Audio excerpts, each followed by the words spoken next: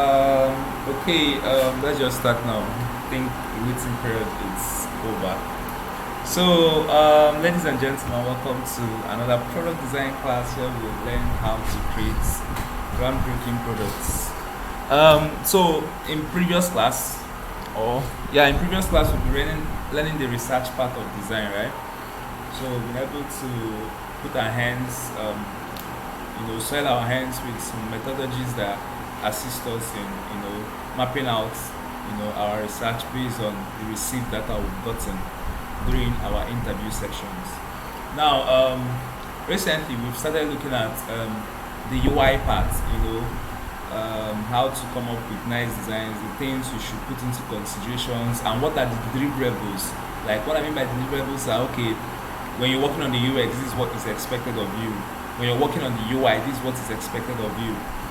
You understand? So, we've been able to show some empathy maps, user personas, flowcharts, and we're able to do wireframes, right? So in today's class, the motive is just to be able to develop designs. And then while developing those designs, I'll be going across all the tools, you understand? And I'll be probably giving some easy way out to do some of these things that I think are the easiest way. And I'll be probably calling a lot of resource websites, because for anything that we need, probably the website I will go or the resource point I will go to get that thing, I will just say it in class. So I need you guys to probably pay close attention to and follow me closely to know when I'm saying these things, because I might not really be able to draw emphasis on them, but I'll just be saying them passively, because I'm just going to work naturally the way I work when I'm trying to do my stuffs. So it's quite a pity that I can't find that wireframe, but I think I can't find it, but I think I actually have the sketch somewhere. Understand? So let me share my screen so we can actually start from there.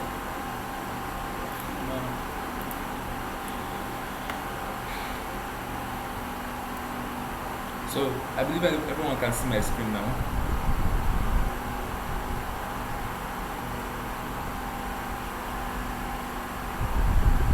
Can everyone see my screen? I don't have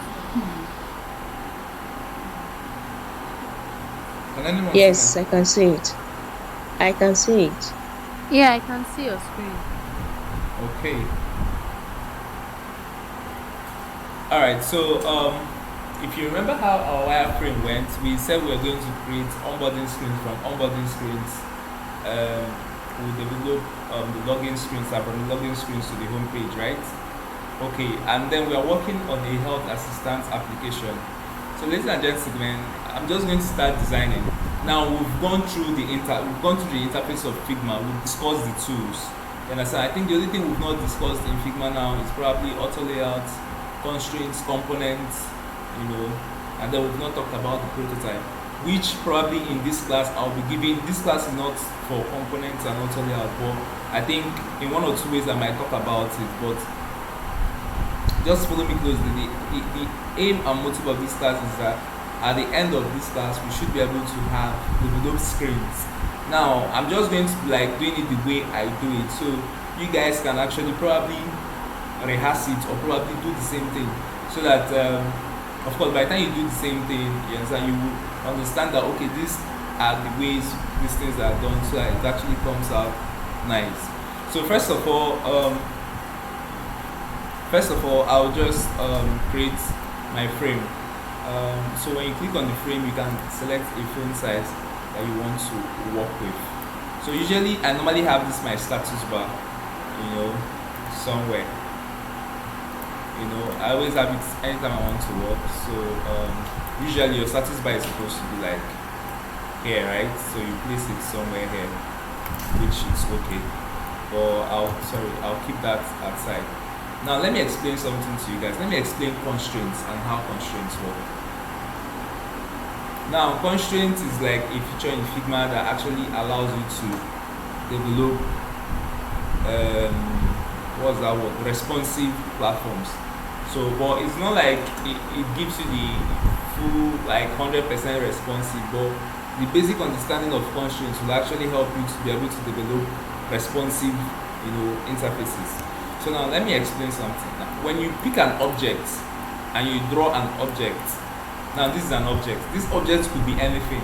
It could be icons, it could be a button. But see how constraints work.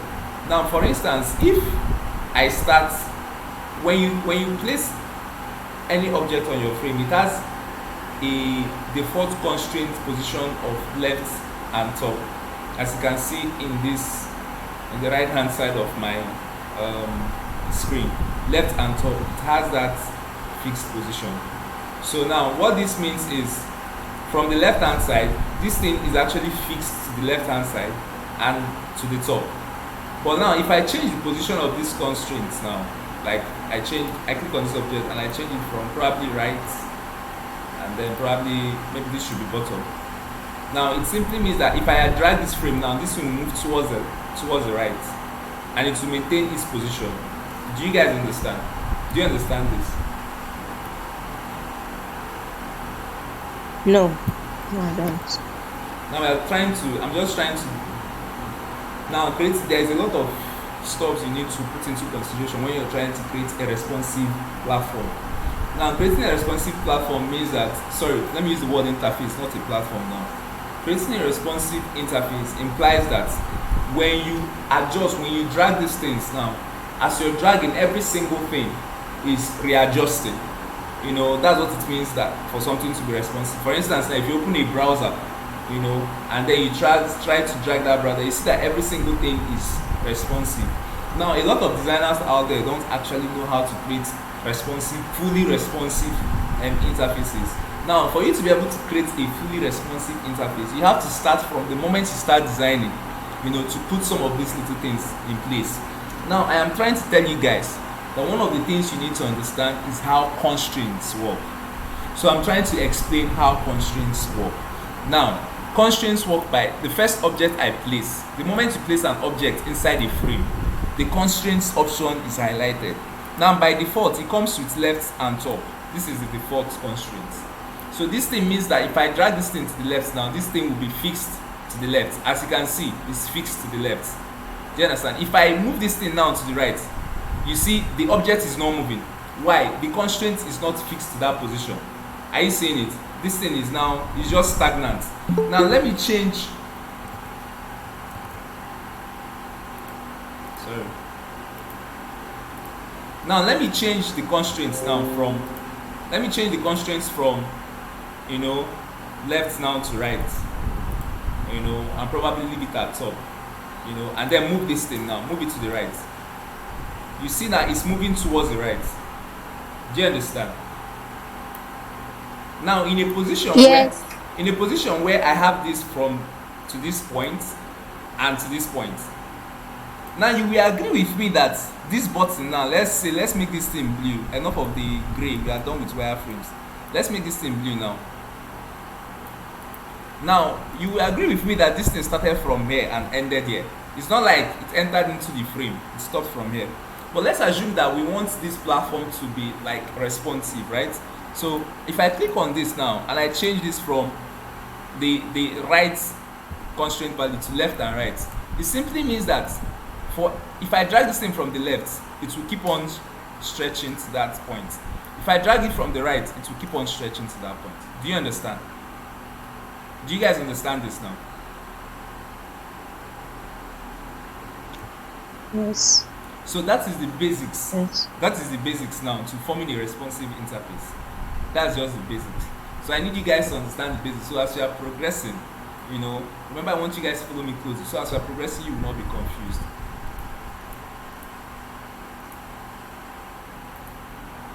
So you can decide to change these things, depending. If you put it at the center, it means you're telling it to move in respect to the center. So it will remain to the center, as you can see. So it will remain, in the center. If you change it from, center to probably any other value, anything you put it to. If you put it to scale, that means you're telling it that, okay, as I'm increasing this thing, just be scaling. if I drag from down now, you see, sorry, it stopped. So if I drag from top now,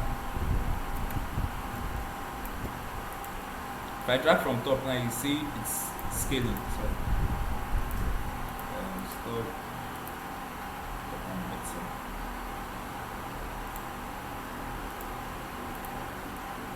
So you can see it's scaling, so these like basic ways to try to create responsive stuff. Now, having said that, let's start with developing our screens. Now, while developing our screen, I will introduce something else, which is auto layout, and I will explain how auto layout equally works. So guys, just follow me closely, but have this one at the back of your mind, how constraints work. Now let's proceed. So in our wireframes, right, we said we are going to create onboarding screens. So I said since it's a mobile app, we're working on the health assistance app. Now it's at this point that we're going to decide, okay, do we want to work with illustrations, or what do you have it, illustrations or real human pictures? You as a designer, you're going to decide, but let's just say I want to work with illustrations. You understand? Now, what are the illustration websites that we have? Now, one of the websites I make use of is minipixels.co. There are a lot of them. We have humans, we have storysets.com. Let me open storysets. I like storysets. The reason why I like storysets is that it allows you to actually make some basic edits on the website. So I think I should start sharing this stuff. So when you search storyset.com,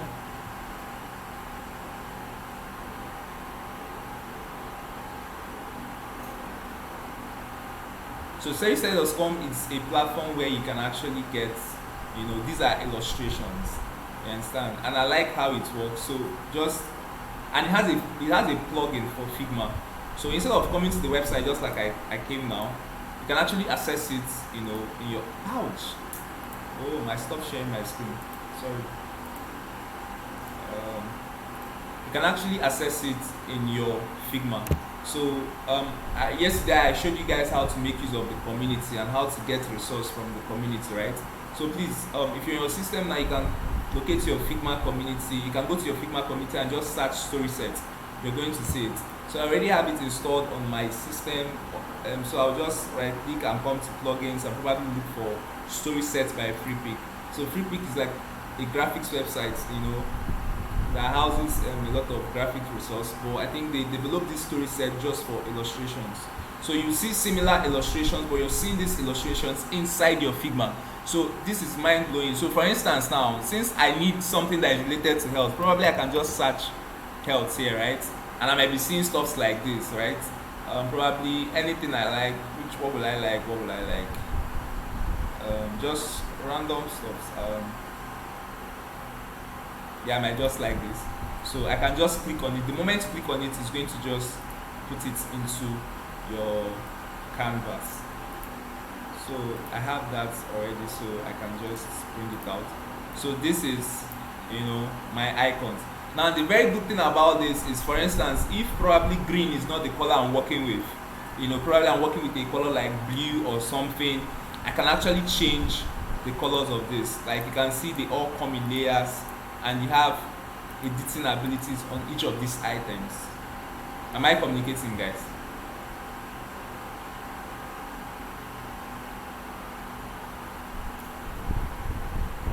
Yes, yes. Okay, so another icon site that is out there is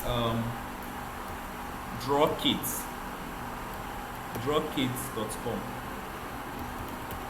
So I'm just telling you guys, I usually use most of them, but it depends. Now, like a quick pro tip, like now most times when you're working with any of these sites, now to maintain consistency, in your work.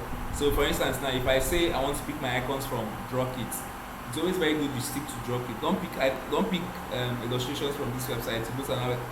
Like I think unless it's always very hard, you understand, before you see consistency in like similar illustrations.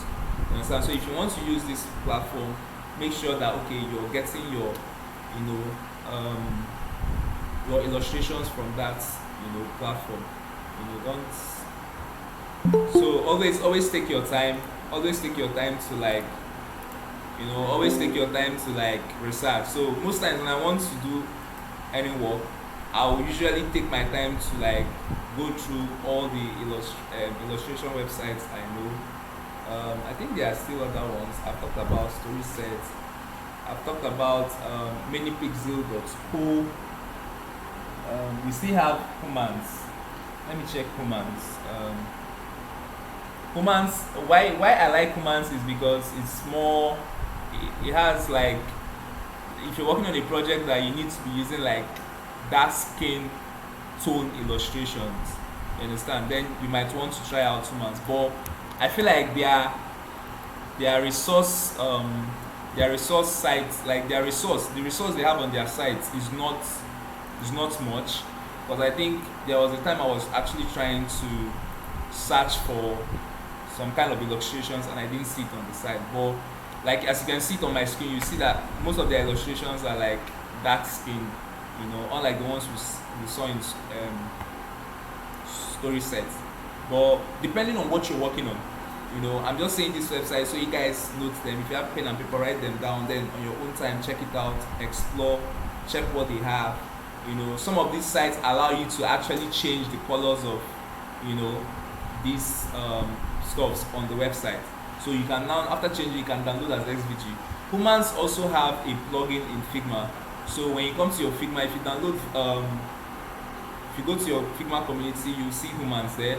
If you install the plugin, you can access the files they have right inside your Figma, so you don't need to come to their website. So, but I think we just stick to story sets. There's no big deal on it, so we should just stick to story sets, just for the purpose of this class. So I will search research health on story sets. So you can see different stuff. So depending on the story you're trying to tell in your onboarding screens, remember I said that onboarding screens are like screens that are supposed to give your users like an idea of what the app is all about. So now let's develop content.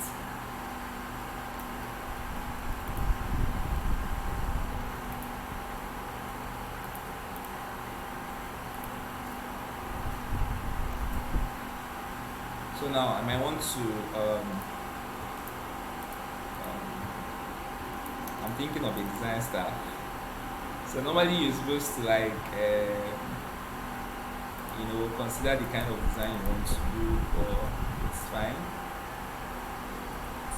So finally I'll change the colors of this because I might not really want to work with green for this app. So I'll switch to my scale to reduce this guy. Remember, I didn't use the move tool to reduce so that you don't actually lose proportions, right? So I might just use my pen to just do a little bit of freestyle. It doesn't really matter. Just Ctrl C. It's just something you're free with, and I'm okay with this. I can say done. I can decide to add a field. But this field probably I just make it light. This color light. This the shape I just drew now have an outline on it, right? So I'll remove the outline. From here you see a stroke, you remove the minus, you click on the minus sign, so it's removed. We already know this, we've done this, so I just Ctrl Z. So if you notice that because it's not inside my frame, it's showing outside, so I just drag it inside, and because it's on top of my illustration, you can't see it, so I'll drag it underneath, so you have something like this that's going on there. I can have you here. I can just drag. So I'm just trying to build a design around there. It doesn't necessarily mean anything. So you can design yours like whichever way you want, and stuff like that. So probably we could say something like effective, or yeah, effective or something.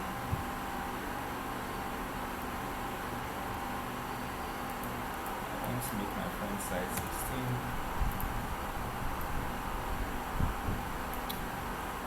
Then we could have a paragraph that explains what we're trying to say by saying effective.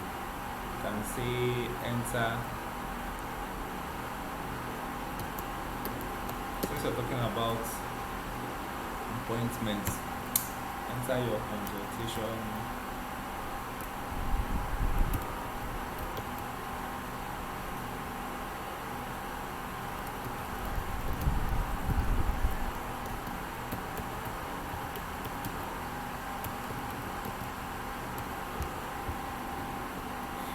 So I have this. I'll just have to zoom in. So let me increase the font size to probably 24. I have this now. Because this is center aligned, I won't want to put this aligned to the left, so I'll align it back to the center. So I have this there, and then this can't be bold, and this is bold as well. So one has to be a regular font. So let the paragraph be a regular font. So I'll remove it from bold to medium, and it looks more like it. I'll change. I think this could be bigger, so I'll change from 24 to 28 to see how it looks like. I think it's not bad. I can zoom out to look at what I have.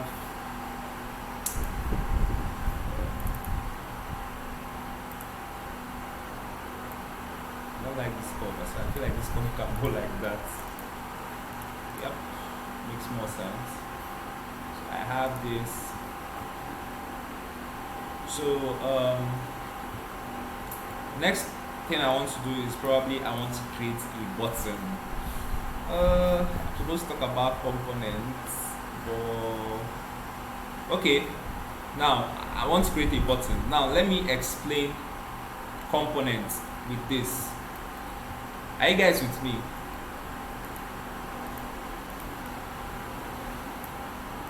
Are we on the same page, guys?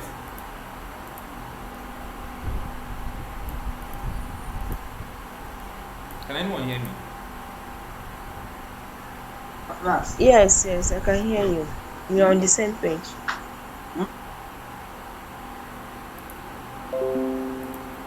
If you are lost, call my attention. So first of all, I'll change the color of this, probably just for design purposes. Like I said, it's just something I'll do occasionally. I'll change the color of this to probably the color I'm repping. So I'm repping blue actually in this design. So I'll use blue. I'll still change the illustrations to blue. Maybe not now because of time, but I feel like I can use blue. So I can just Ctrl Z, change this to blue. So normally, if I'm repping blue, what I'll normally do is it's not important, but I do that. I usually create a box here and I select that particular blue color. It's in that box. Keep it one side. I've chosen that color. So I want to talk about buttons now. Now, if you draw a rectangle, let's say we want to create a button, right? Now, this is how I do my buttons. I usually create my buttons, manually, or I use auto layout to create them. But whichever way, it's still okay. So I'll show you guys how I create it manually, then I'll show you guys how I use auto layout to create it. So now, this is my button. So my button, I can decide to have something like, okay, next is to go to the next slide, right? While next, or click here, anything, I think I should just use something like keep searching or something, or keep moving. Like, remember, it's your app. You already conducted some level of research, so you know the kind of audience you're reaching out to, right? So you might know the kind of language you're using. So keep moving. I'll bring it down. This is too much, so I'll put it down to 20. I think this is good. So I'll select the text and select the button. Then I'll make sure it's properly aligned and centralized. Then black does not go well on blue, so I'll change it to white. I have something like that. Now I do not always use round, sharp-edged box here. So I'll change this from round, some sharp edge to the rounded curved rectangle, and you do that from adjusting the corner edges. So let's try a value of 20 for all. It's too much, so I'll take it down to 10. I just want it to have a nice feel. I think 10 it's okay. 10 it's okay. So because this is going to be a slidable screen, and I just want to show that okay, this screen is slidable, right? So I'll show that by adding some of these circles. I'm sure some of us are used to this already. Like, you see this kind of stuff in the applications you're using already. So I might just, as I've duplicated, I can now press Ctrl D. Now if you continue pressing Ctrl D, it will continue duplicating it and in equal space. So the space from here to here will be equal to the space from here to here. If I press Ctrl D, it will do the same thing.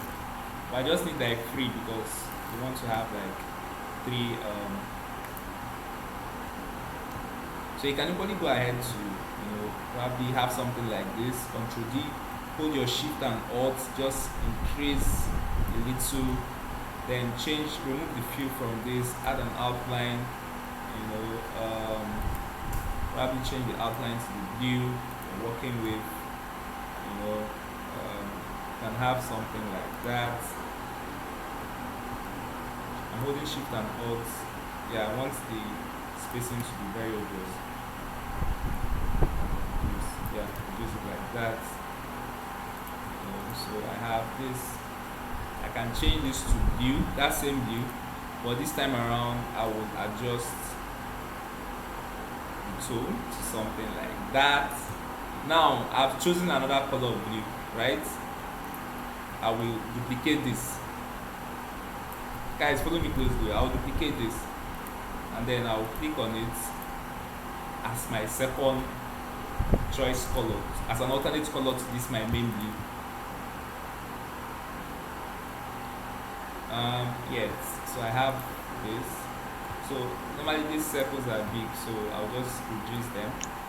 Sorry, I want to ask something. Yeah, go ahead. How did you achieve the spacing between the circle and stroke? That's the spacing, right? Yes. Is it by increasing the that? No, I duplicated, right? Do you understand? Now the moment I duplicated, I didn't do it manually again. I continue pressing Ctrl D, so it will continue to duplicate in equal amount of space. Do you understand? Yeah, but what I'm asking is the stroke you added to the first small circle. Okay. The box can be. Okay, I held down my Shift and Alt. You have to hold down Shift and Alt at the same time while trying to increase. Do you understand? Okay. Do you understand now? So you hold down Shift and Alt while trying to increase. So I have something like this. So I'll select every single thing. Reduce, Ctrl Z, switch to my K. K is to scale. I'll reduce. Then I can bring this here. Now I feel like okay, the circles are too close to each other. I can follow me closely, guys. I can separate this and probably separate this. Now Figma is telling me that okay, this is 13 from the other circle and is 13 to the other circle. Now, in a case where it didn't tell you, probably I move this thing like this. Now it's not equal, right? I'll group this guy, Control G. Control G is to group. Now the reason why I'm grouping this guy is because this is two circle. And what I want to do now, when I do it, Figma is going to scatter it because it's not seeing it as one component. Are you guys with me on the same? Are we on the same page?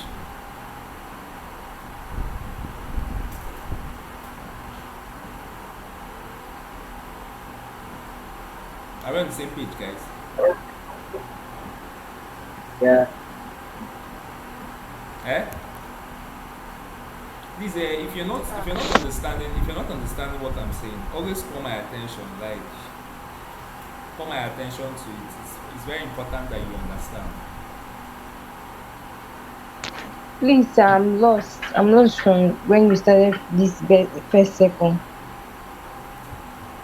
Okay, now, what we are trying to do, the essence of this circle now, what we are trying to do is, we agreed that we're going to have three onboarding screens, right?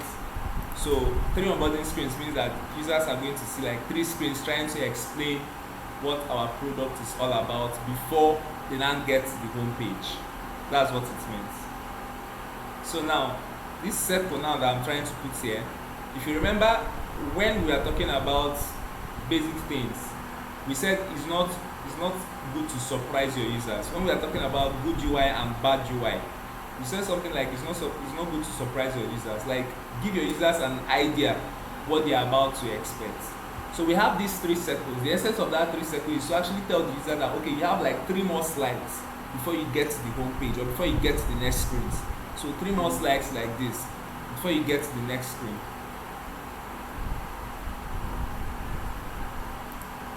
You understand? So that's why we are trying to create that, just to, it's part of the, experience that our users are going to get, because we don't want to take them by surprise. Now, what I just did was I just drew a circle. I just drew a circle like this.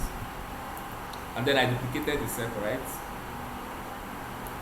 And then started pressing Ctrl D. You can press Ctrl D for as many slides you want, so to duplicate. So every other thing now I am doing now is just me trying to put in some design into it so it will look fine. Do you understand now?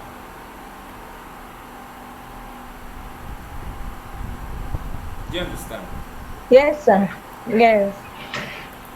Let's proceed. So now, I was trying to explain something. Now, there's a feature in Figma they call tidy up.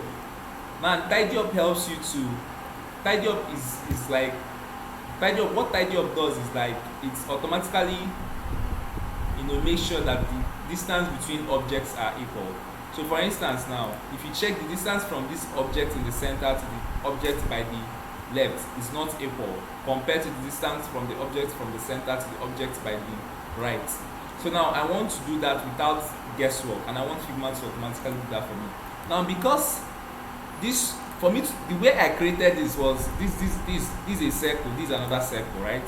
So this circle is smaller than this other circle. That was what gave me that effect.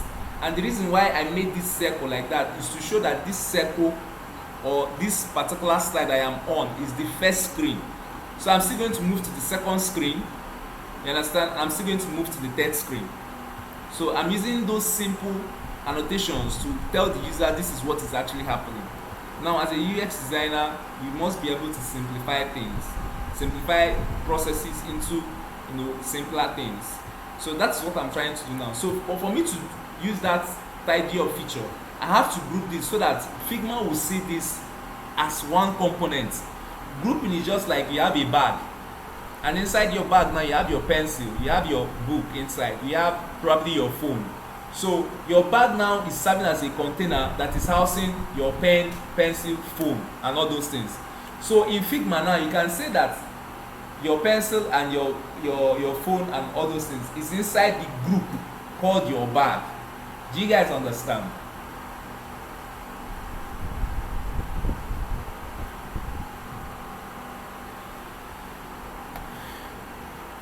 Yes. Okay. Now to group this thing Please now. repeat. Please repeat.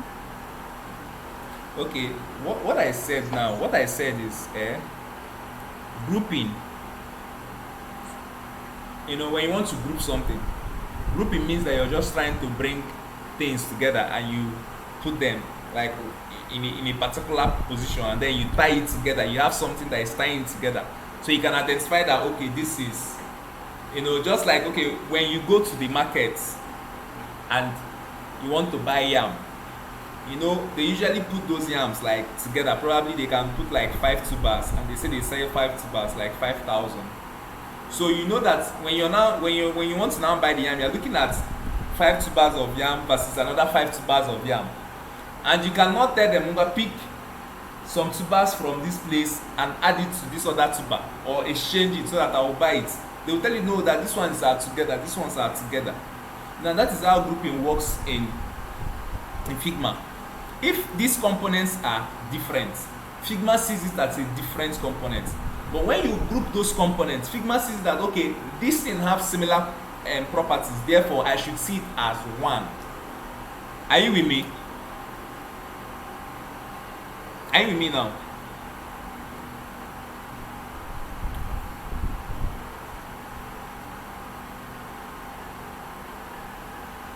Yes. Please go on.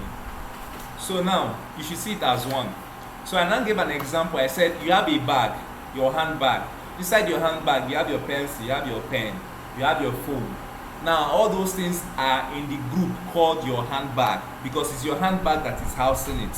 So now I want Figma to see this entire thing here, this entire thing on my screen as one. So to do that, I have to group it. So to group it now, I will select every single thing, and then I will right click, and if I right click, I will come under here and I will look for an option called group selection. Now the shortcut for that is Ctrl G. The shortcut for that is Ctrl G. So if you click on it, it will group this thing. So if you check on my layers panel now, you're seeing something as group 1. And if I click on this icon, this small icon beside it, to open up that group 1, I will see the 2 circles inside. But Figma has grouped it to be like a one object. Do you understand it now?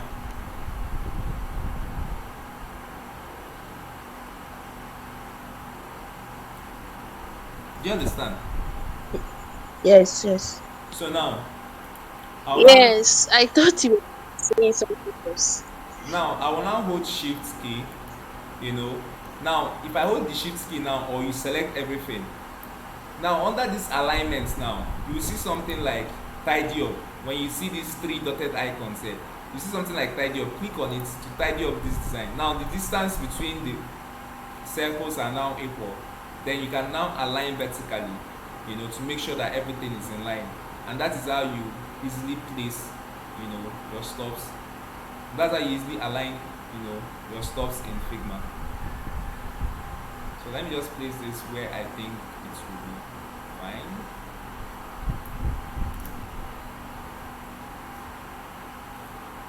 Yep. So something like that, it's okay. Is anybody on their system? Is anybody on their system? Let's brought your light now. I'm going to my system. Okay, let me just drop this link, so you can actually have access to. Oh, you can actually have access to this. Okay, I remember where that file is. It's on my Teams project, not. So I'll share this file. I will share the link to the group. So if you have access to it,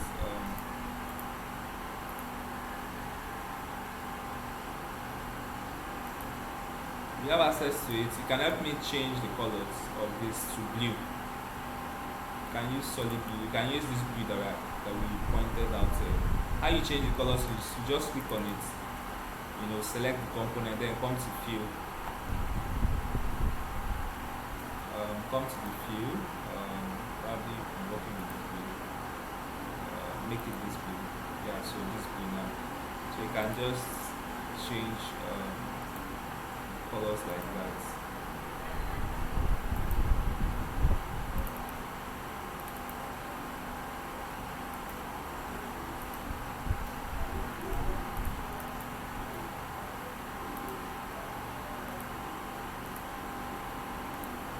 you can just change the colors like that, so it will finally rhyme with the design. So, but I don't have that kind. So I have this. So I said something like keep moving. Okay, I was trying to explain something with this before. So this. So yes. So now, ladies and gentlemen, we've created our button, right? I can only make this the tone of this blue a little bit light, so it's not too shouting. Meaning that I will change the tone of this one. So now this guy, I'll change the tone of this guy to this guy. Yeah. So somebody should just help me and change the colors of this. I'll still be able to change it later, sure. So now I've created my buttons. Now you will agree with me that what we are going to be doing, so keep moving, or probably I can have skip. If you're not moving, probably you might want to skip, you know, or maybe they've used skip a lot. Probably I'll just have register now. Probably registration. Should just have registration there.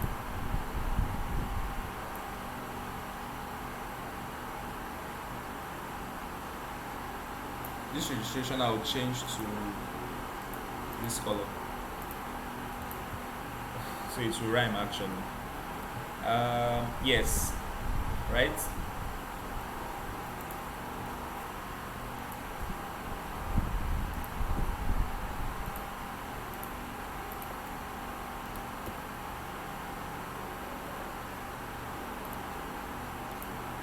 So now I want to convert this to a component, this button. Now the essence of converting to a component is so that I can be able to reuse that button. Am I communicating? So instead of coming to, like, I created this button now. So instead of coming to create it again, in all the pages I'm going to be deleting this button, I already have like one button that I can just be using to change colors and change properties. So what I normally do is I normally select this because I want this to be my master component. I'll bring it out here. Follow me closely, guys. This is how I work. I'll bring it out. Now I'll select every single thing, and on top of this, now you see something like create components. This icon here, the shortcut is Ctrl-Alt-K. Now if you don't see it there, you will always see it there, but if you don't remember to put your mouse there, just right click and you're still going to see something like create component here. Now the moment you create component from this becomes a master component. So you can call it, this becomes a Mothe. So it simply means, and I like doing this thing outside. If you notice, you see the way I dragged it outside. Now any duplicates you make from this Mothe, now any duplicate you make from this Mothe component will become a child component. So it will become a child to the Mothe. This is the Mothe because that is the first one. So I will duplicate and I'll bring it inside, and I've aligned it. So for instance, if in future now I want to change the color of this button, I can just come to the Mothe that is outside here. I'll click on the color and I will change it to any color that I want. Are you guys seeing it? So any change you make to the Mothe will affect the child. Are we on the same page?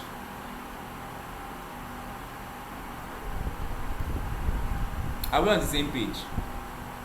Jesus. Can you guys hear me? No, sorry. I can hear you, and I don't understand. Okay, please, if I'm saying anything you don't understand, call my attention to it. You don't need to wait for me to ask if you're on the same page. Now, see here, this is how components work in Figma. Ctrl Z. This is how components work in Figma. Now, you remember that we created a button. This button was here in this center, on top of this registration. Fine and good. Now, components, the idea behind components in Figma is most times you can be working on a file, you can be developing interface, and probably you are using a blue color and you are just creating, you know, I'm just creating, let's assume that these are my buttons, and for any page I'll just create a new button, you know. I'll just create a new button like this, you know, create a new button like this, create a new button like this. So let me change the colors to a more visible color so we can all see, you know, create a new buttons like this. Now the problem with creating a new button like this is assuming that you've worked on like 50 screens or more, which is you're most likely to work on those type of screens, or even let's not say 50, 20 screens. Now a correction is now made and they said, oh, we don't need these buttons to be this tone of blue, let's make it a thicker blue. Does it mean that you're not going to come and, you know, if you come to this one now, you change the color to probably a thicker blue like this, you know, you change this one to a thicker blue, by the time you finish doing it, it is, you know, very, very stressful. You will agree with me. So it is always very advisable that from the time you're trying to do these designs, from the early stage, you create your component sets, you know, you create some of these basic things and you keep them, so that if in case in future they make any kind of adjustments, this kind of thing, you will not, just with one click you've made all your corrections. So that is one of the very good use of components. Now you can use components to do a lot of things in Figma, but I'm introducing it, you know, I'll be introducing it just like that, step by step, because I found out that when you bring out everything once, like, you end up just confusing everybody, especially when they don't have like basic ideas and stuff like that. But I need you guys to understand this because you will always find it very handy. So now we've created the button, we right clicked and we converted to a component, or if you right click, you see the component icon here. Now, okay, let me just undo this.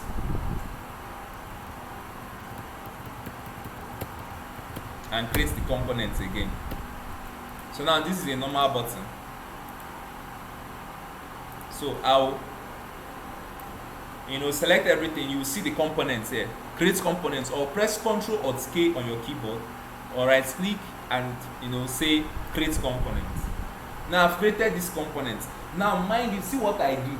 I did not create the components on the main file, on my main button. You understand? I didn't create it on my frame, like on this frame. Instead, I took it out so that I will now be duplicating, so that it will be like all the buttons I'm working with inside my workflow, inside my interface, inside my frame are child components. So I have my mother component outside my workspace that I can just click on and change everything. Now I'll show you the reason why I did it like that. Let's proceed. Now I've created these components now, and I've called this one the mother component. So this is actually the mother component. I want you guys to understand components as per mother to child relationship. That's the easiest way I think you can understand it. Now how it works is, you know, a mother gets pregnant and gives birth to a child. It means that the child is related to the mother. Therefore, the mother can influence the child. So if the mother tells the child, be a doctor, you know, the child will always want to be a doctor. So let's duplicate now. I've duplicated this guy now. Now this is, I think I took this thing up. So I'll put this thing up now. Like I duplicated this guy, so I'll bring it like this. So this is the mother component. Component 1 is the mother component. Component 1 gave birth to component 2, which is the child component. Now component 1, which is the mother component, I've told component 2 that I want you to be in this space, occupy this position till I come. Component 2 have occupied this position now, so it's now taking dominion here, you know. Now this is where we are. Do you guys understand up to this stage? Do you understand up to this stage? Do you understand up Yes. to this? Okay. Now if you understand up to this stage now, you will know that okay, this is now a child component. Why my mother component is outside, you know, waiting for any alterations to be made so she can give command to all her children in different locations. Now a command has come and the command said, I don't like this tone of blue, let's make it a darker shade of blue. And I've worked on like 100 screens and I'm like, oh my god, why didn't you say this thing on time? So I have to come and start changing all the buttons. No, because of component, because I created this as a component to child, I created the mother to child relationship in my component. I don't have to go through all those processes. All I just have to do is I will click, or I will come to the mother component. I will tell the mother, they said that we should change position, or that we should change color. So the mother now, I will now come and change the color of the mother. The moment I change the color of the mother, it will reflect on all the other children, because the mother has given command and say that okay, we are changing color now. We are no longer going to be answering this surname. We are changing another surname to so surname. Am I communicating, guys?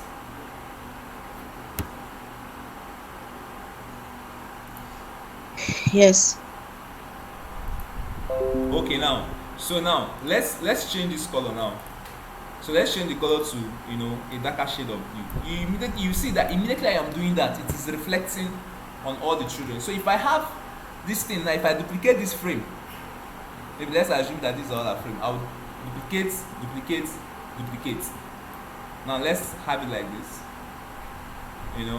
Now from the mother component that is outside, the moment I change the color, all the children will change. As you can see, any color you are changing it to, the children is changing to respect that color. Control Z. I like the color I was using before. Oh no, Control Z. I like my duplicates. Okay, yeah, I like the color I was using before, no wahala. But this is the color now. Now there are some cases where we have prodigal children. So those prodigal children now, their mother will say, pick this color, be this color.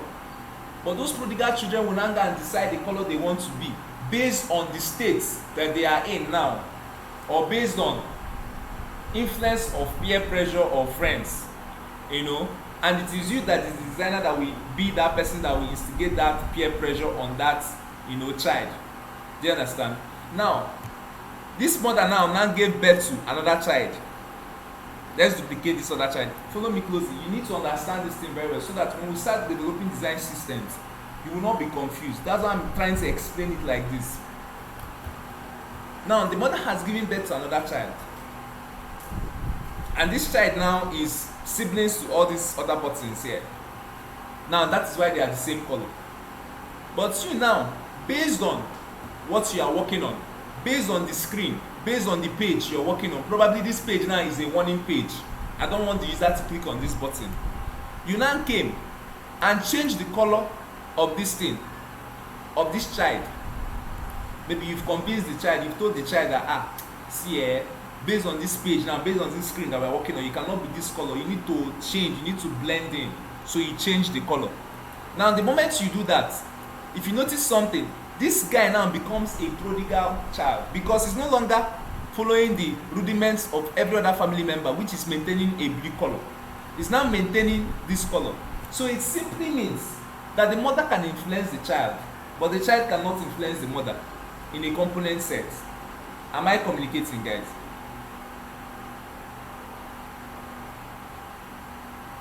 Am I communicating? Yes, you are. Okay, now watch. So in a case where, to show you that these components now, they are very strict, it will not, if you now go back to the mother and say, okay, let me change the mother now, let me know if this prodigal son will change, you will find out that it will not change, because a prodigal son will remain a prodigal son, in Figma. There is no coming back. There is no coming back to beg, say, oh, I'm sorry, once you've changed.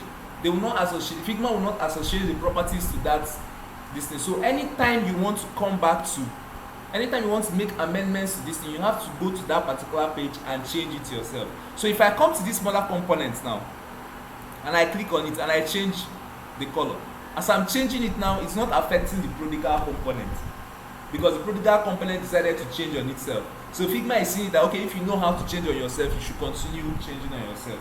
Do you guys understand the component? Do you guys understand the idea behind components now? So what you meant is the prodigal son, you just removed it, like duplicated it the way you did to others, and you Yes. change the color separately, Yes. and it will remain like that. Exactly. So the moment you as a designer change the color by yourself, Figma disassociates it from the family. Do you understand? But it is still a component though. Of course, it's still a child now.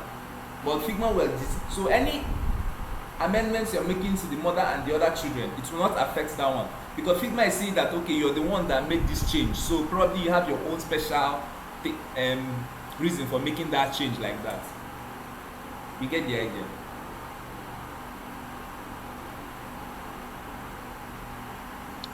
Okay. Are you confused in any way? Is there anything that is still not clarified? You can tell me.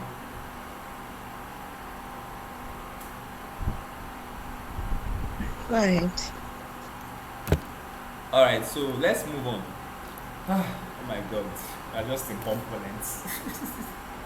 Okay, so that's how you create. So let's assume that we've created, different screens. Probably this one is effective. I don't actually know what I'm doing, but it's like this is like easiest way. Anytime I want to create and this thing, I'll start with this kind of thing. Effective, convenient, convenient and fast. I've created the onboarding screen. So later you now find one word that will match the effective, find another word that will match convenience, find another word that will match speed, fast, and onboarding screen is done. But and that's usually when I just teach. When I do some projects, I usually think of what to do there. So yeah.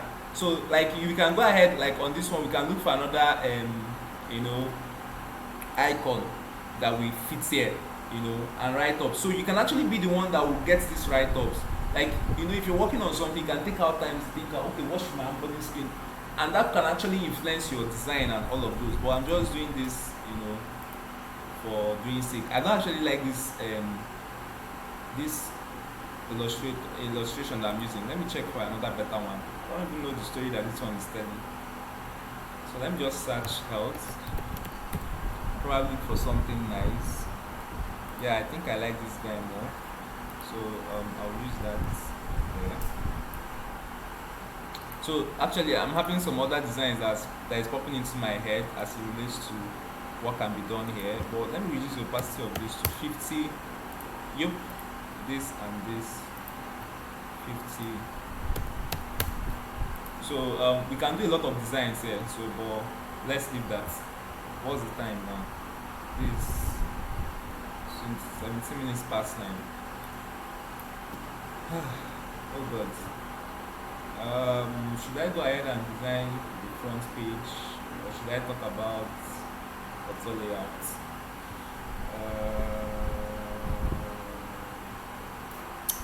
Okay. Now, let me design. So let's assume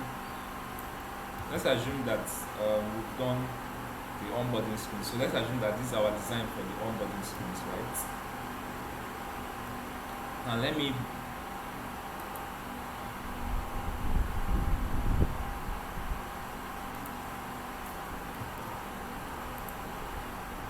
try to do something for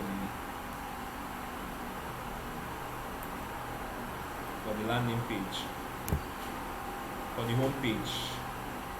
The login and sign up is not really an issue, but so I'll zoom in.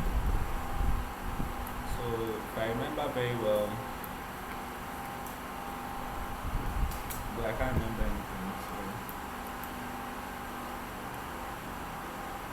I think this is like a basic standard stuff. So I have this. This should just be like a slide bar that will give them brief information or something, So I could just use our view here. This is our view of this. Usually I don't like working with sharp edge, so make this 10. Then I need to have a complementing color. Now blue is 60%, so I need to have a complementing color that can complement this blue well, and that will take up like 30%. So that complementing color now probably can be yellow. Yellow shade. Then you now have to find the tone of yellow. Now there is a plugin that helps me do this thing I'm doing very fast, but I just feel like it's not yet time. But I can just show you guys the plugin. So when I right click now and I click on plugins, I think it's color designer. So you can actually check it out on the community and then install. It's very useful. When you click on color designer now, color designer helps you generate color families. It helps you generate the things. So for instance now, watch. If I come to tones and shades, click on this color now. Ouch. Now follow me closely. Sorry.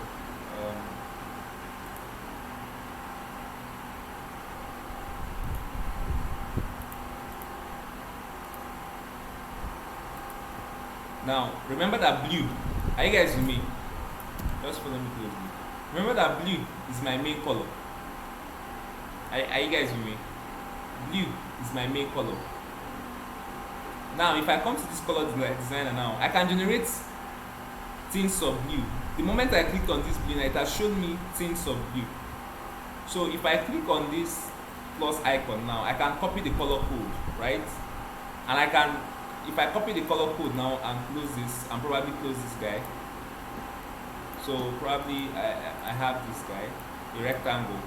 If I come to this my color, I can paste that color code and hit enter to change the color to that thing. Do you guys understand? Do you guys understand?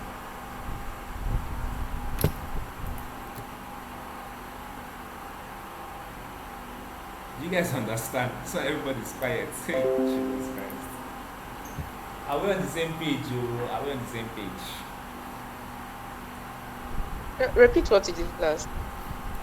But okay, if you don't understand, just feel free, call my attention. See, you know, I was generating these colors like manually, and I was documenting them like this.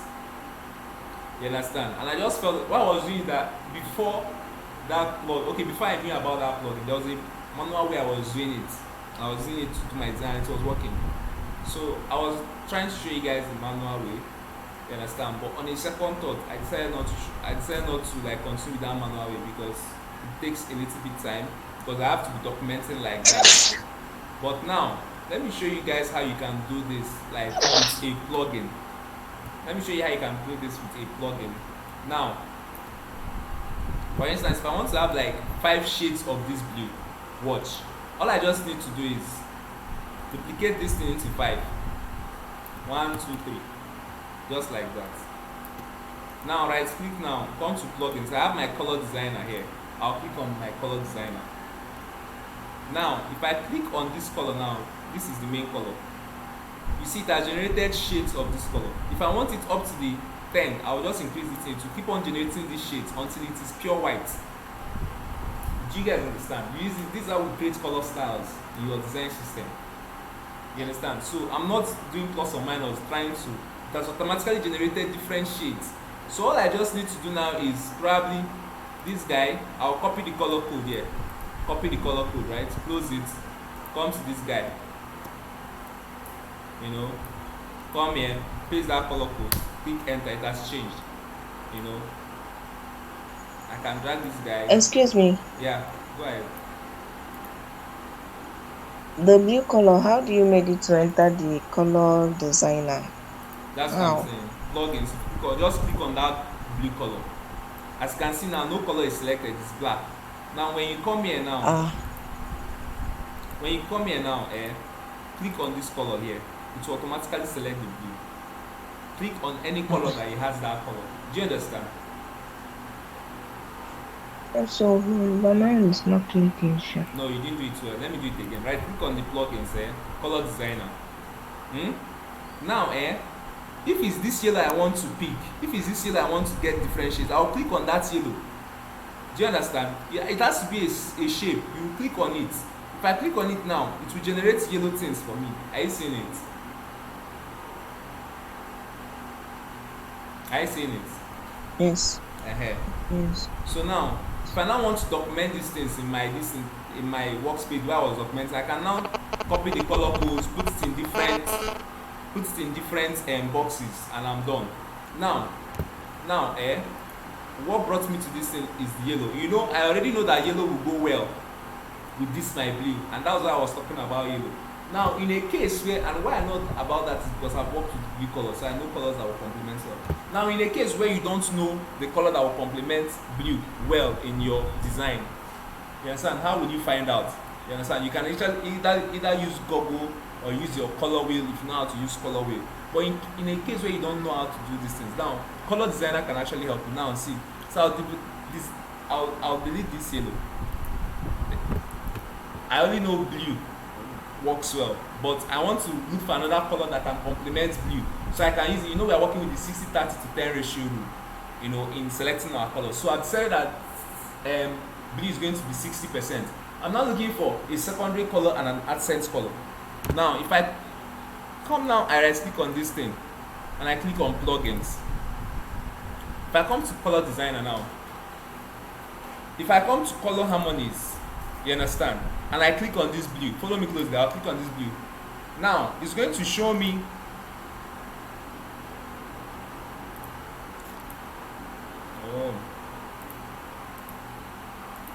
what's wrong? Plugins, color designer. Yeah, it does work. So if I come to color harmonies now, you can see that it's giving me something. This color now is a good complementary color to this blue. You can see it now. Are you seeing the color it's showing me now? Now, if I want to find out colors that are split complementary to that blue, I'll come to split complementary. It will show me. You can see lemon there. If I want to see colors that are analogous to that blue, if I click on it, you see different colors. If I want to see, you know, different shades of colors that can work with this particular blue, you can see different shades of colors that can work with this blue. Now, if you want to generate gradients, you know, from this color, this particular color that we're working with, if you come to the gradient generator, you can see how, you know, this particular blue can work well with this color. So it helps you decide, it helps you show you colors that you can actually work with. So in a case where I want to work with a gradient, I already know probably, as I'm seeing probably this, maybe I can choose this. I can copy the color code here. Copy color code, right? Yeah. So this and this can work well.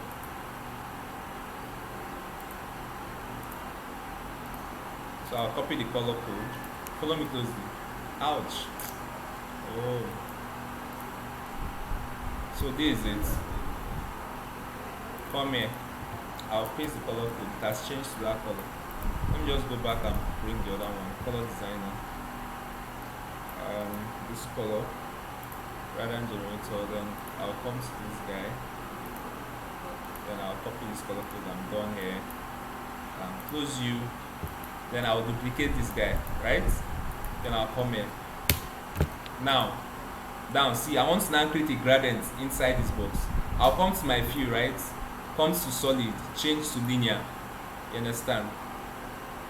Of course, you know, you can actually decide that, okay, you want this to be like this, you know. But now, see what is going to happen now. In this blue now, because I already know that, okay, this color will work well, I can just click on it and choose this blue. Then in this one, you know, click on it and choose this color. So you see how it works well. Then you can decide to now probably adjust this and adjust this.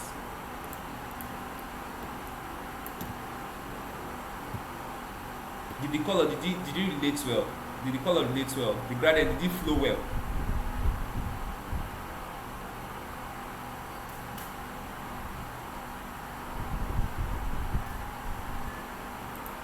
Yes, yes. This time everybody is sleeping white. Are you guys sleeping? God. We still have a lot to do. And today is Sunday. Are you guys tired already? No? Okay. So basically that's how you can use your color designer to like pick colors. So it makes things super fast. So let's go back to where we were originally. So that was how I knew that, okay, a color around yellow can work, or a color within the, you know, yellow family can work. So if you have color designer, you can always make use of it. So probably I can just generate my details here. Because of time, please, we need to stop now. Because of time, I'll just be a little bit fast just to finish this. Stay at home. Of course, it's very obvious. Anything medicine has to be, and that thing they take serious is take your mental health serious. Any small thing, mental health. So we put take your mental health, seriously in this COVID-19 period. Blah, blah, blah. So you can just put your write up, right? COVID-19 period, or just take your mental health seriously, please. Thanks, come on. So I'll align this to the left, so it rhymes with this. You can put it here, make it white. Then I have my content. Sir, you wrote, sir, you wrote take health your mental seriously. Sorry, take sorry, take your mental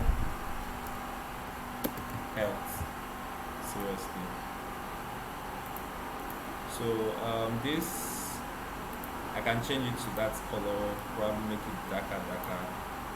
Adjust. I'm looking for orange.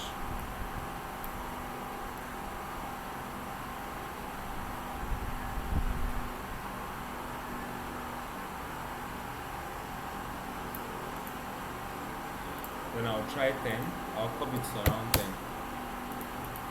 10 is too much. I'll make it 5. 5. And I can just select all this and I will align, and then I'll distribute vertical spacing just to make sure the spacings here are equal. But I need this to be a little bit closer to this, just like that. And this should be bold, just to differentiate it, from the body text. So here now, what should I write? Probably meet online, or probably meet, because we are promoting, online appointments. So meet online. So I'll change the font from 16 to probably 12. So notice the way I'm only using even numbers, so it makes your work seamlessly balanced. So probably change this to white. And I have my design there. I can actually go ahead, probably use my story sets, plugins, and story sets. Trying to be a little bit faster because of time. Story sets. Then I can search a nurse, because probably nurse will fit into this. So search nurse. Any picture I see will be okay. I prefer like one person. Okay, I'll use this because I like the blue. Control Z. I can close this. Ouch. Control Z. Oh, I'm not becoming too fast. Plugins, story sets.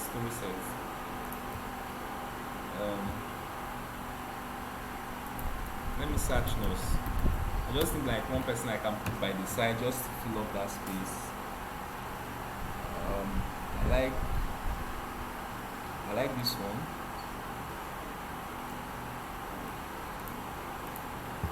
I'll switch to my key. Then I can make it bigger, and I can place it here.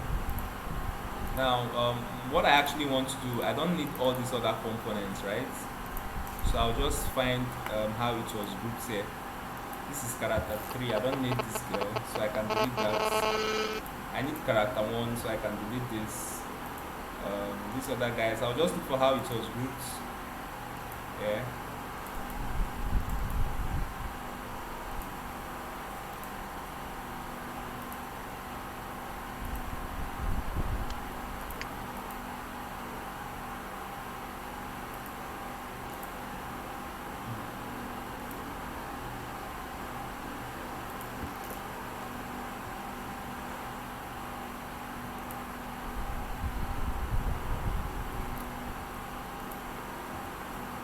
Do I even need this background?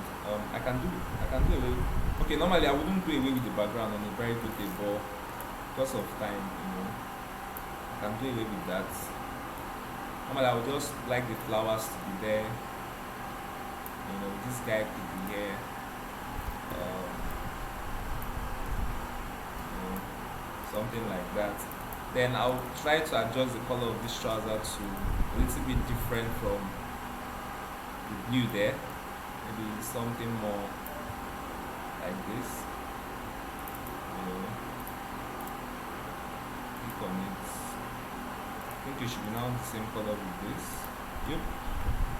Then this, I'll make it this shadow like thing. I'll make it towards my blue family, because just make it a little bit light. It's not supposed to be too obvious. It's just supposed to create a feeling there.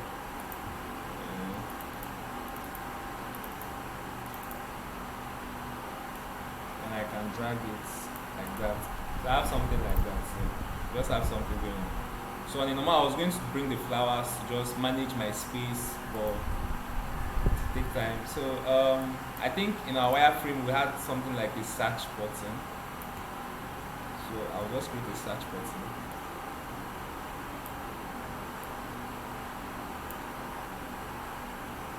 Probably this search button, I'll make it white and then just give it an outline. For the outline, I'll make it gray outline. It's not supposed to be too sharp. Then I'll curve the edge to probably 10. 10 is too much, 5.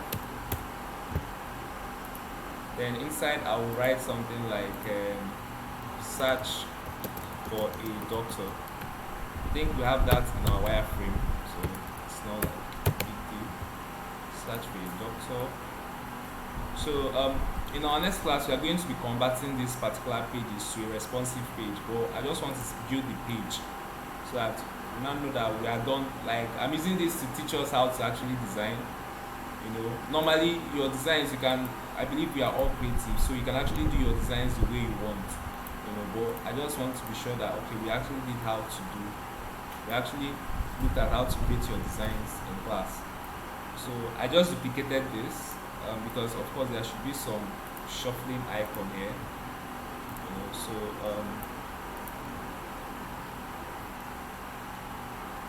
I can just create something like that here. Mind you, look at the way I'm zooming in. So there are sometimes you need to, when you're working, you need to just zoom in to just get the best of it. I'll select this and I'll make the color a little bit sharper for contrast purposes. Not too sharp, but a little bit sharp for contrast purposes. So I have this, so you can go ahead and put a search icon here to show that okay, the search icon. So normally I would have just converted this to an auto layout, but since we are not talking about auto layouts now, I'll just leave that. So the next thing we had in our wireframe was, like we said, we are going to do something like cards that probably could work as, and we called it explore, the explore section. So I can have a text here and I'll have explore. So I'm basically following the prototype we did, and I could have something like this. This I could move it up to 18 because it's supposed to be obvious. Now I can duplicate this and then Control D to show that that is there. Now I can actually decide to give this like different tones of blue. That's where those shades come in, those shades that we picked from our color listing, our color designer come in. When we are trying to work on our design systems, I will show you guys how to actually create a color system, so you don't actually assume the way I'm assuming now. I'm not really assuming though. So you can have something like that. Then we can have probably different, we can tell me different medical health line. We can have cardiologist. You guys should tell me now. Gynecologist. Exactly, gynecologist. So if this would be for cardiologist.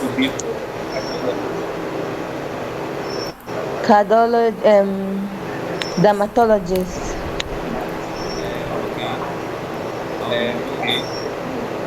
You say it's dermatologist. Yes, dermatologist. Probably this would be dentist. Dietitian. Let's be dentist because we use dentist. So now, one thing, let me give you guys a clue. Now, when you have like your text like this, and you notice that it's struggling, like it's not really struggling, but you notice that okay, because of how long the text is, you know, it might not fit in well in the box. What I normally do is I usually reduce the entire thing. So this is 18. Now I can go ahead and make this an odd number because 16 is actually good, but just I just feel like okay, it's struggling. So I can actually put this to 15 instead of 14. You understand? So you find out that it will work well. So I'll just align this to the individual box. You know, align this to the individual box. So I have that. So the next thing is, I think the next thing we had on that was featured doctors, right? So in the featured doctors, we will have something like this. So I'll just duplicate this guy since we've created it before.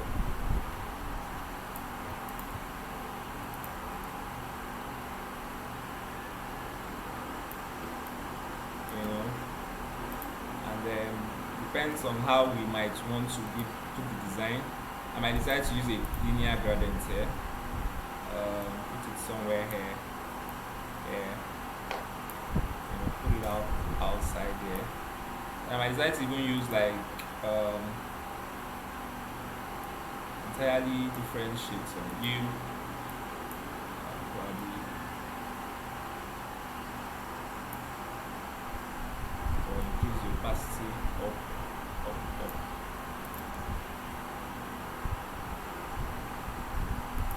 Mine is telling me to try purple. I'm trying not to. No. Meant to. Let's stick with blue.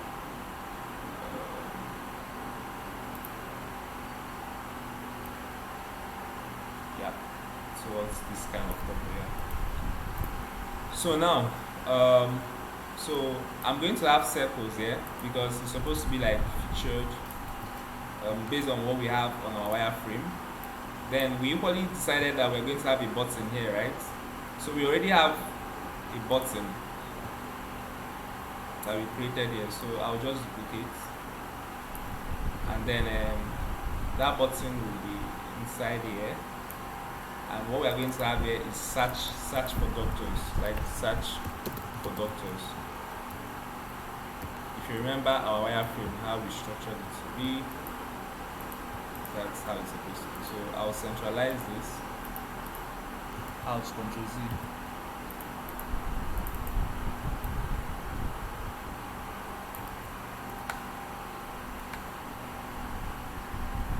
Okay.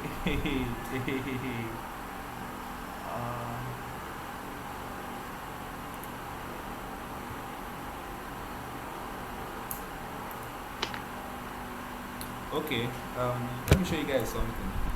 Okay, I'm going to change the color of this to white. Then the search for doctors now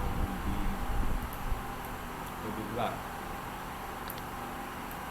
Now, if you look at this, I wanted to drag these doctors, but I want to centralize it, but I cannot. The reason is because if I want to centralize this thing, I have to come to like the mother this thing and centralize. Now the moment, like for instance now, if I move this thing, if I move it now, if you check, everything has moved, every child equally has moved. Do you understand? Do you guys understand? Because it's a component and it's a mother component. So anything I do here, it will affect every other single thing. Control Z. So but because this is actually longer, because its search for doctors is longer, so it's not fitting in. So what I'm going to do now is I'm going to right click on it and I'm going to detach it from the instance, because this is now a different kind of design. Am I communicating, guys? Yes. Yes, so I'm going to detach it from the instance. The instance is the mother icon, it's the mother component. So this one now, probably this one now will get married. So this guy now wants to get married. So maybe I think she's a girl. So if he marries now, he's going to leave the mother's house and go to the husband's house and start a new life. So that's what it is. So if I click on detach now, it will now unlink it from this mother component. So meaning that I can now do a new thing with this guy and probably convert it to a component, and then use it to now replicate new child. So this one now has married a new husband, so he can now start giving birth to children. Do you guys understand?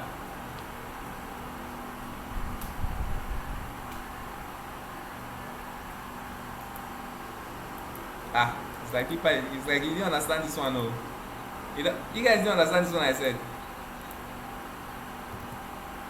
Eh? Yes. You don't understand this one? Eh? I can't hear you guys. Yes, I don't understand. Okay, let me explain. I'm undoing. Let's go back to where it was before. Now this is how it was. Now, okay, I didn't tell you guys something. When you see, let me click on this guy. When you see this diamond icon by the side of a component, it means that it's a child component. That means it's a child to something. That's a lineage. Let's go to the mother component so you see how the mother component symbol looks like. So if I click on this mother component, now you see how it looks like. It has 4 diamonds around it, but the children have like 1 diamond around it by the layer. That's how you know that, okay, this is a child component. But now we've duplicated this mother component. This mother component has given birth to a child, and that child now we've placed it here.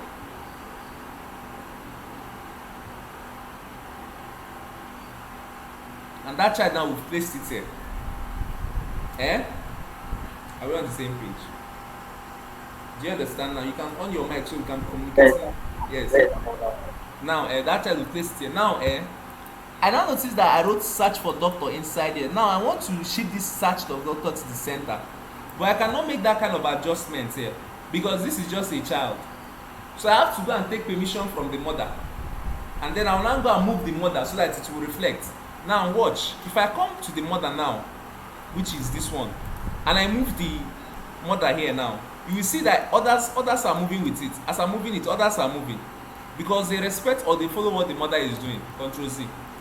You understand? But now that is not what I want to do here. Now I'm trying to create a new kind of button, probably a new button that will be just for search for doctors, because I might have other pages where I'll have something like search for doctors. So to do that now, that means that I have to now detach this thing from the mother, which is the instance. I have to detach it from the mother. So this girl now is now probably have seen a lover that proposed to her, and then she's now ready to go to her husband's house. So the moment I right click now and I say detach instance, it means that they've wedded. So she's now in her husband's house. So she's now on her own. So she's not. If you look at what is happening on the layer now, you see that she's no longer a component. Do you understand now?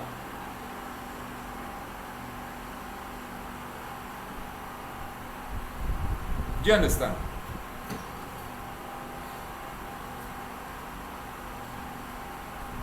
Yeah.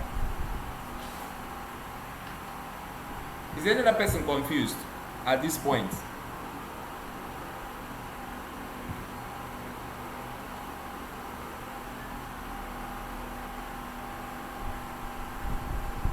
Is any other person confused? God.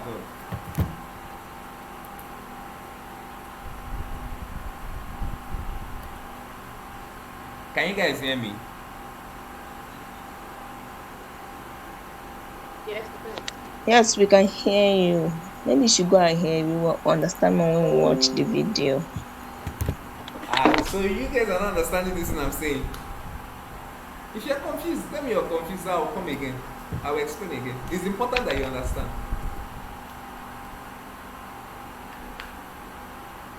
Okay, explain again. No. Okay, it's because maybe it's on this design. Maybe that's just after explaining this one now we can now rest. See, let me show you guys something. Now just follow me closely. This is my pattern. This is my mother child something. It's like the pattern is not working. Let me explain another pattern. Put this thing to 30. And I'll put this button. Ladies and gentlemen, this is a button. This is a button. This is a button, right?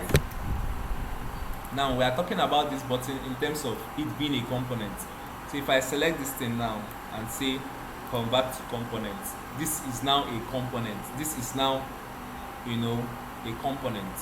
And it's a mother component because it's an original component. It's not duplicate, it's original.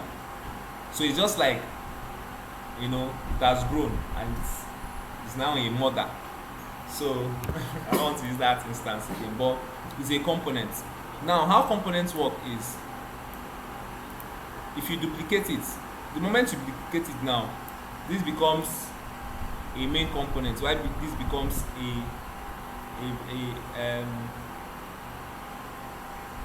it's actually mother and child. This becomes a mother component, this becomes a child component.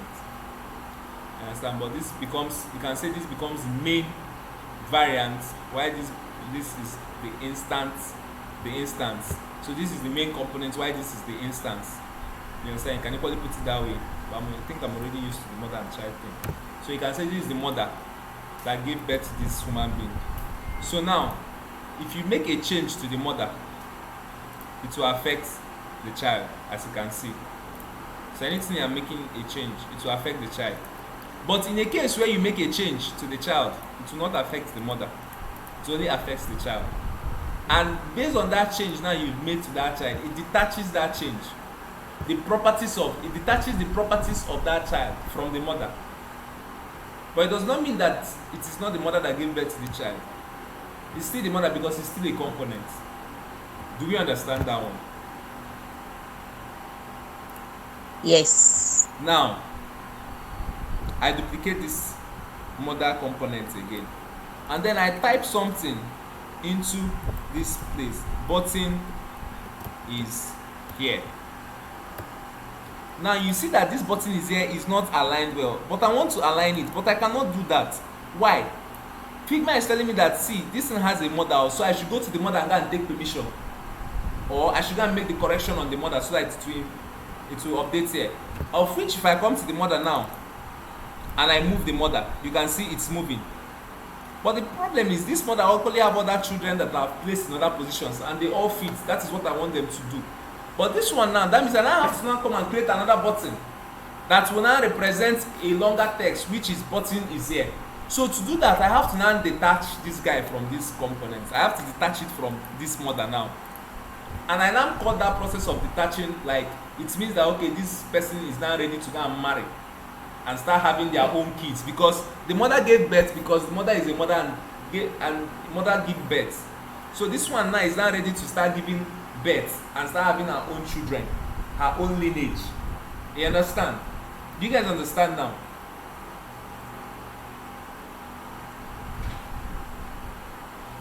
Yeah, yes. Hey, Jesus Christ. You don't understand. This is your, yes. It's like the marriage thing is confusing. Mirabel, do you understand? Yeah, I do.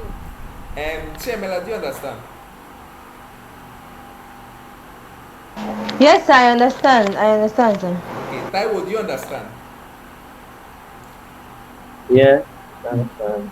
Alright, that's good. So let's continue. Now follow me closely. Now this one now is now married. So for this one now to be married in Figma, I have to right click on it and detach instance.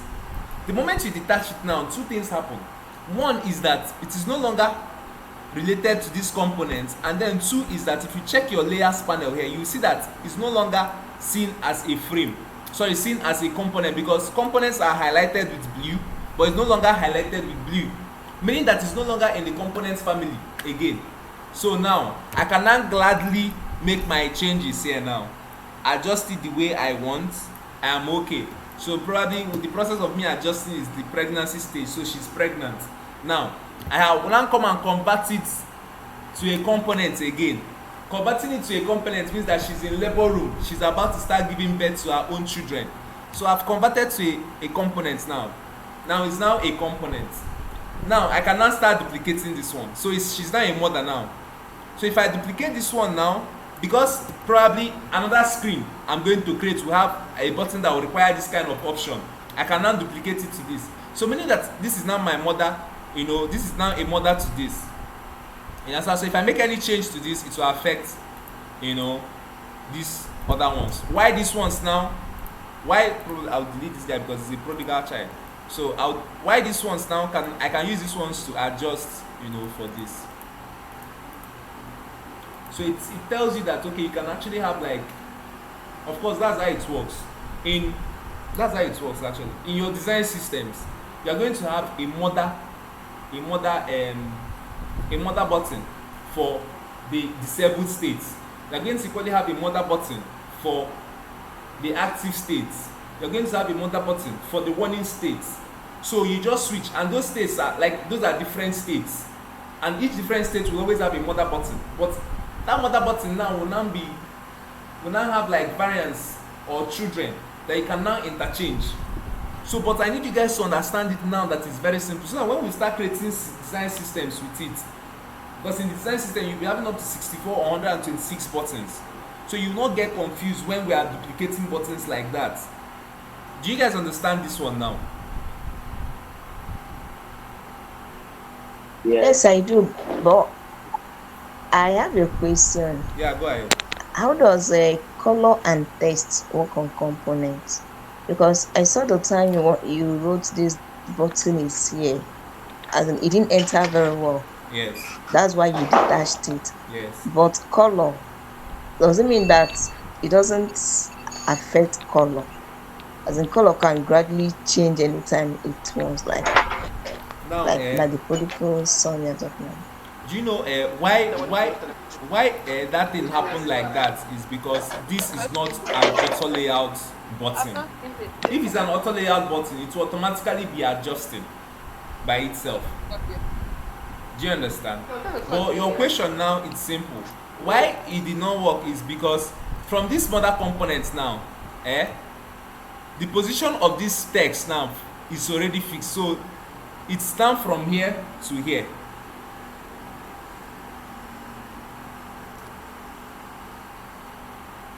Do you understand? Can you hear me? I can. Sorry, hold on. My voice is echoing.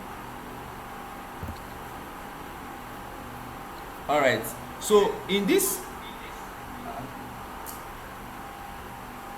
so now in this one now the position of this thing is already fixed. Figma understands that a text starts from here, the B started, and ended here, the end started. But when I now put it here, it now looks as if it's longer, and Figma is not used to it. That's not what you told Figma in the first instance. So Figma does not even know what you're saying. So if you want Figma to understand, you have to now give it a new instruction, you have to give it a new command, you have to paint a new picture for it. So that is why we had to detach, painted a new picture for Figma, and he understood it. Then we converted to components, so we are now reusing those ones. So anywhere I need to work on a text that is as long as this, I'll use this one. Anywhere I want to work with a text that is as short as this, I use this one. But now if it's for when I'm working with variants, now I'll create this guy. This is not declarable. I think I've talked about this too much. And then I'll convert to a component. Now when you have two components, you can form a variant. So if I select this now and I convert, the moment you select two components, you see the option as combine as variants, and that is how you start creating interactive components. So interactive components means that this darker one can be the active state, while this other lighter one can be the hover state. So in a platform or in a website whereby you click on your mouse and it hovers, you understand, this is how you create it. So for instance, I have two states now. So this is hover state and this is active state. So for instance, if I go, oh my god, okay, let me stop here please. Let me stop here, let me not be too fast. Do we understand what we've done so far? Do you understand what we've done so far? Yes. But how long is it going to take this particular video to be available? Because we need it ASAP. But I'll try and put stuff this night, sure. I'll try and put stuff this night. Even yesterday's class, please. Just anyhow. Alright. I'll do that. I'll do that and drop the link on the WhatsApp.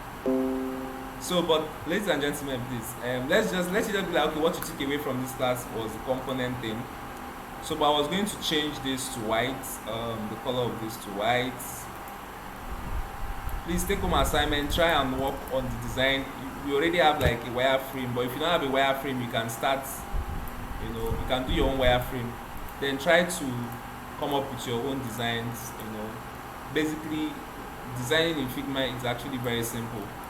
Understand? Once you've done your research, nothing else. So here I can have my navigation bar, here, and of course you can see that my design is, making more sense. So usually I don't like my backgrounds to be pure white, so I'll tone this white now a little bit down, something milky. I'll bring it towards the yellow, so we have the milky background there. Sorry, that's how I always do my designs. Milky background.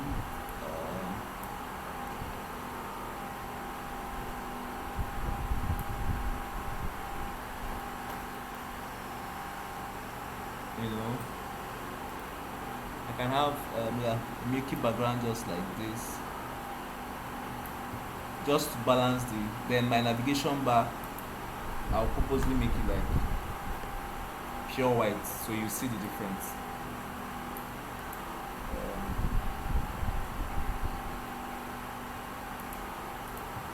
Let me increase the tone of this background so it will be obvious to you guys. So I'll shift it. So I have something like this, and my navigation bar is there.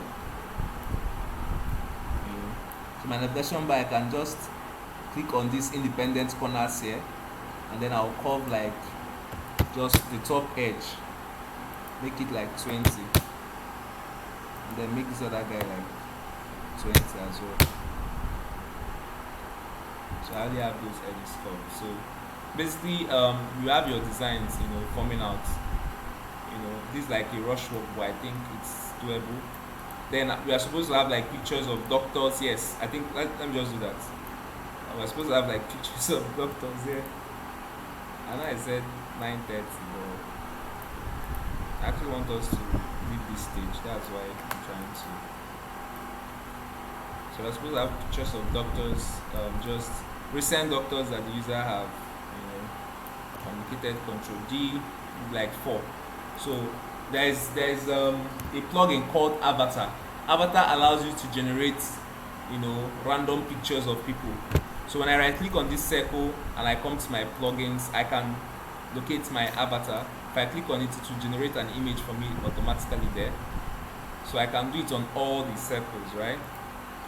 This guy does not look like a doctor, but you can auto generate and generate until you find people that have like more corporate attire, or you can just go online, get nice images and just put it inside the circle, and that's all. But let me just use avatars because of time, so I can just, this plugin is just generating rubbish for me today. So I have images of people there, right? Just like that. This one now looks better, but can bring them in. So search for doctors won't be this bold, right? Because I'll reduce it to like 1614. Yep, and I'll make the field gray because it's just supposed to give heads up on what you're supposed to do there.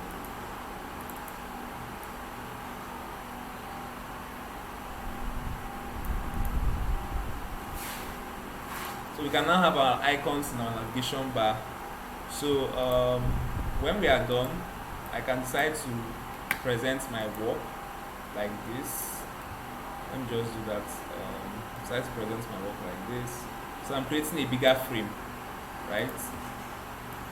Then of course this is a frame, right? So I'll select this frame.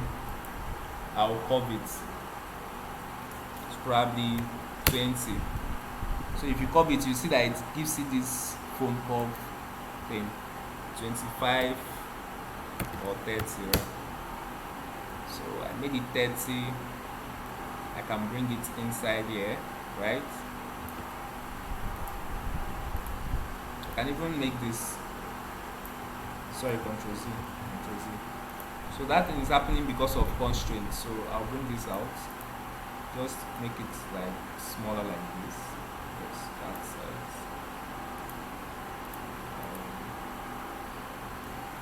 And I can bring this in. Then I can even pop this frame to probably get right.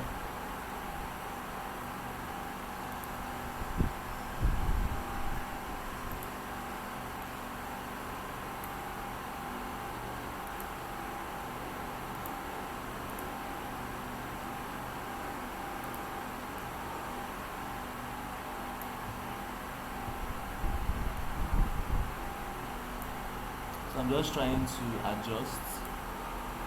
Top, I'll put this to bottom. Then I'll change the white to gray or something, just for contrast. So you can actually see what we did, something like that. You know. So you can have what you have there. So that's how you present your work. Or rather, there's a plugin you can actually run. So once you run the plugin, I have to bring this out.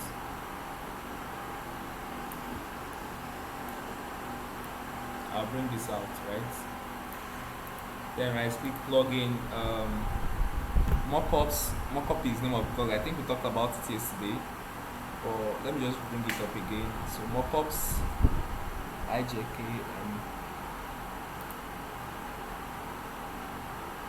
so mockup library. So I'll just look for a mockup, then put this image, and that will be all for today. So but if you can finish up the image now, normally here we are supposed to put like an icon or something that will represent a cardiologist, probably an icon or something that will represent dermatologist, an icon or something that will represent dentist. That's what we are supposed to do there, just different variations. So here we are supposed to show doctors, and users can actually click here to, you know, search for doctors. And then our design is all up. Do we have any questions so far? Any questions so far?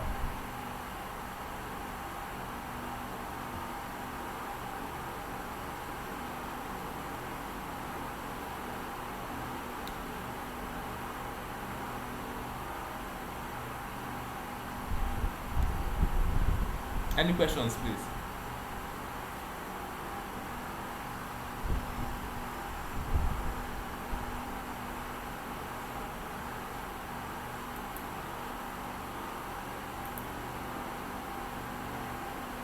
Alright, so I'll take that as no question. So I'll just use this. Let me just pick this canvas.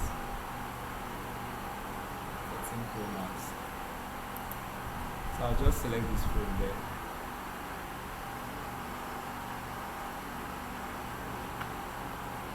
Then I'll crop it, and you can say paste in canvas. So that's just it. So I think we are done with that. So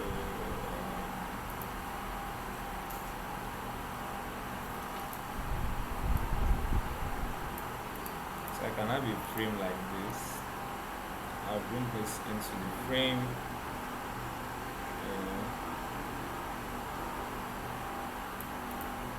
Probably I can make it white now, right? So that's how you just create some of these things, and it's not hard. It's just as simple as it is. So we're going to end here for today because time is no longer on our side. So if you have any questions, you can always ask me on the WhatsApp group or reach out to me personally, you know, for further clarifications. If you're rehearsing and you have any challenges, you can always reach out to me to clarify you on any of this. But regardless, we're going to stop here, please, because of time. So thanks for making it to class. See you guys in the next class.